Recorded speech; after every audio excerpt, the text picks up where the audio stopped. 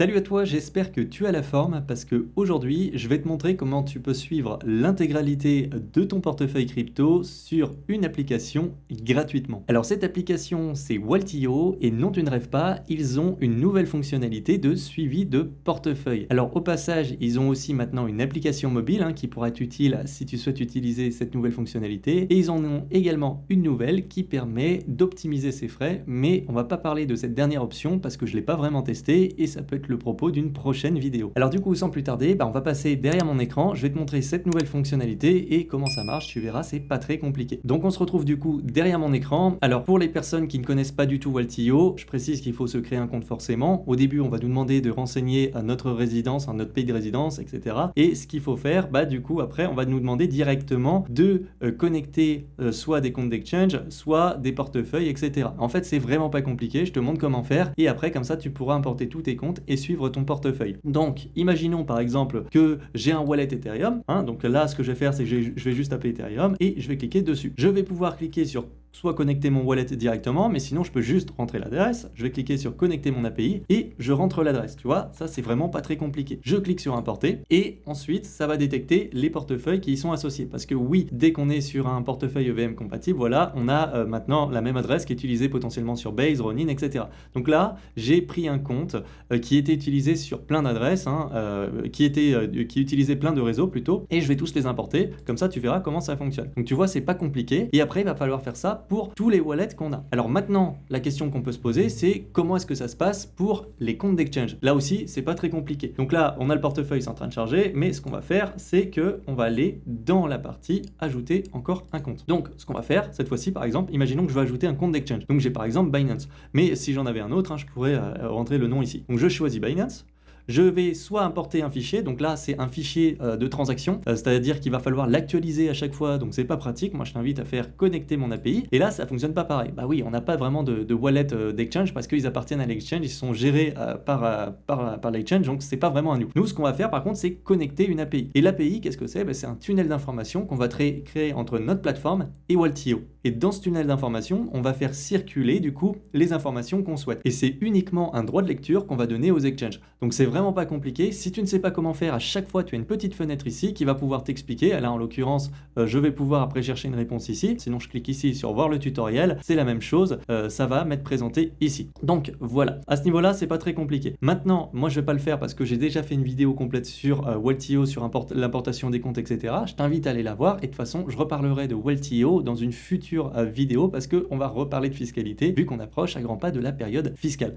Mais voilà, une fois que tu as importé tous tes comptes, ce qui va se passer du coup, c'est que tu vas pouvoir suivre ton portefeuille. Donc là, c'est les nouvelles fonctionnalités. Donc on a maintenant portefeuille et on a également opportunité. Donc pour portefeuille, tu vois, là, j'ai enfin le wallet que je peux suivre. Donc là, par exemple, ce wallet, donc c'est un gros wallet, tu vois, et j'ai ce montant-là qui s'affiche. Alors, en l'occurrence, je vais voir l'évolution du cours également. Donc là, j'ai pas tout importé, et je vais avoir certaines parties qui vont être floutées. Ça, c'est tout à fait normal. J'ai fait une importation avec un compte gratuit pour que tu vois à quoi tu as accès si tu fais la version gratuite à 100%. Donc là, en l'occurrence, c'est-à-dire que je ne vois pas les adresses. Il y a certaines informations que je ne vois pas. Par exemple, là, je ne vois pas les soldes que j'ai, par exemple, sur le Arbitrum, sur Ethereum, etc.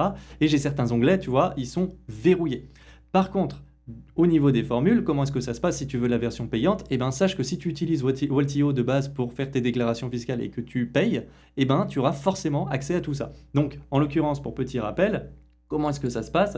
Dans abonnement, tu as ici les différentes formules. Donc à partir de la starter, 99 €. Donc en 2 mots, ça va pouvoir t'aider à remplir ta déclaration, calculer tes plus et moins-values. Et en plus de ça, tu as accès à cet outil-là. Donc si tu utilisais déjà la version payante de Waltio, sache que tout ça, c'est gratuit. Donc voilà. Alors après, pour la partie portefeuille, maintenant, si on retourne dessus, je vais quand même basculer sur un autre compte pour que tu vois à quoi est-ce que tout ça ressemble quand on a tout de débloqué. Et surtout, je vais te montrer tous les espaces, à quoi est-ce que ça sert et à quoi est-ce que ça correspond. Donc pour le deuxième compte, le voici. Alors je précise, attention, que ce n'est pas mon compte, c'est un compte test que Waltio a gentiment accepté de me prêter pour les besoins de cette vidéo. Donc en l'occurrence, ça sera largement suffisant pour te montrer du coup tout ce qu'il y a à savoir sur cette interface. Donc la partie gratuite, on l'avait vu, c'est la partie dashboard, suivre, avec l'évolution de notre portfolio en vert et en orange, c'est le cours du Bitcoin. Alors si on descend, maintenant tu vois que tout n'est plus flouté et on va pouvoir suivre du coup toutes les crypto-monnaies et les différents réseaux sur lesquels elles sont. Donc imaginons ici j'ai du Bitcoin. Je pourrais cliquer et voir sur quel réseau il est. Donc là, ce serait même plutôt du WBTC parce que c'est sur le réseau Base. Alors maintenant, par exemple, sur du WTH, tu vois, il est réparti sur plusieurs réseaux.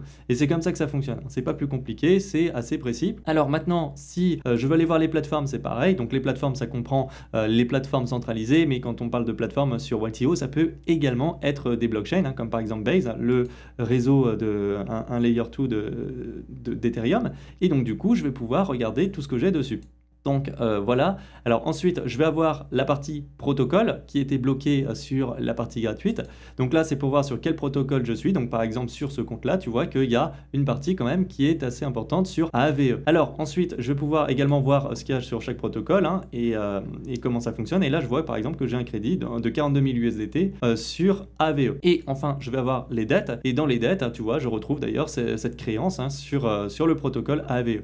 Donc voilà, c'est pas plus compliqué. Et là comme ça tu as vraiment une vue d'ensemble assez simple de ton portefeuille. Donc même les personnes qui sont sur la DeFi et qui sont sur divers protocoles, ils trouveront leur bonheur, parce que c'est vrai que sur certains outils comme par exemple CoinStat, c'est pas toujours mis en évidence forcément, même les cryptos qui sont en staking, alors que sur Waltio, si. Et enfin, j'attaque ce dernier cadran parce qu'il est important. Alors tu as deux boutons, celui-ci honnêtement je suis pas trop fan pour être honnête. Maintenant celui-ci je le trouve très bien. Celui-ci, pourquoi je le trouve très bien? Parce que ça te permet de voir si ton portefeuille est plutôt décentralisé ou centralisé. Ce qu'on entend par là, est-ce que sur ce portefeuille ça veut dire que 78% sont détenus sur des wallets dont on détient nous-mêmes les clés privées. Et sur cette partie là, 22% ce serait du coup sur les plateformes centralisées, Binance, Coinbase, etc. Donc voilà comment ça fonctionne, donc ça c'est très simple. Alors maintenant je vais quand même dire pourquoi j'aime pas trop cette partie là, et je te dirais de t'en méfier. Disons que c'est pour te dire est-ce que ton portefeuille est risqué ou non. Donc par exemple si tu as des cryptos qui sont dans le top 100, ça va, il est plutôt safe. Si il est en dehors du top 100, bah, attention, là tu es plutôt exposé, et sur du stablecoin, bah, c'est prudent.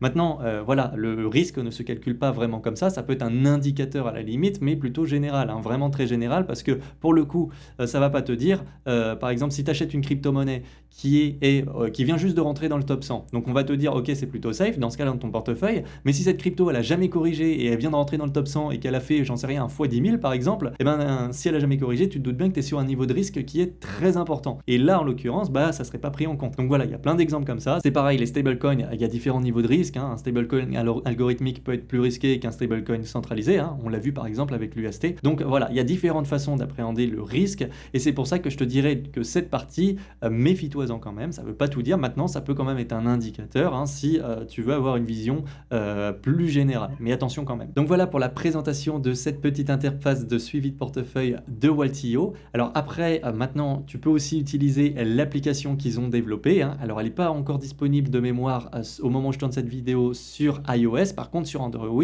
oui. Donc elle fonctionne très bien. Alors après, je ferai clairement pas ma fiscalité dessus, mais par contre, pour suivre son portefeuille, ça peut toujours être intéressant. Ça serait juste bien qu'on puisse la verrouiller par contre, parce que s'il y a des yeux indiscrets qui traînent, qui prennent notre portefeuille et qui ont le code, bon, ils peuvent aussi avoir directement accès à notre solde Waltio. Ils pourront rien faire avec, mais je pense que ça serait bien de mettre aussi, pour moi, un petit code à ce niveau-là. Si jamais tu souhaites aussi passer par une option payante de Waltio, je tiens à préciser également que j'ai toujours le code de réduction Julien10, hein, que tu peux appliquer et qui t'offre 10% de réduction. Si tu passes par ce dernier, je suis honnête aussi, je touche quelque chose, et donc du coup tu soutiens également financièrement la chaîne, donc un grand merci à toutes les personnes qui le feront. Sinon comme d'habitude, hein, si tu as des questions, je te laisse les poser en commentaire, et si la vidéo t'a plu, n'hésite pas à me mettre un petit like, à t'abonner et à activer la cloche des notifications pour ne pas louper les prochaines vidéos. Je te dis à la prochaine, ciao.